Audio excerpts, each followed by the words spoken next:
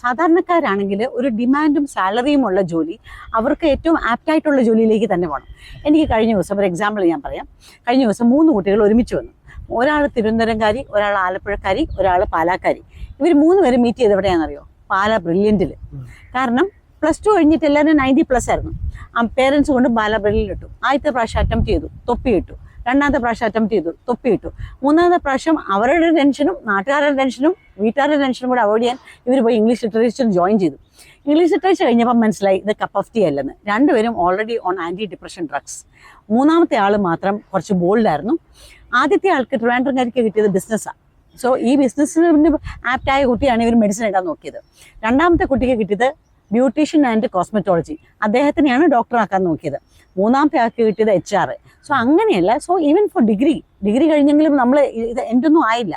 അതിനുശേഷം തീർച്ചയായിട്ടും career counselling ചെയ്താൽ ഇനി എന്തെടുക്കണം എന്നുള്ള കാര്യം തീർച്ചയായിട്ടും അവർക്ക് മനസ്സിലാക്കാൻ പറ്റും.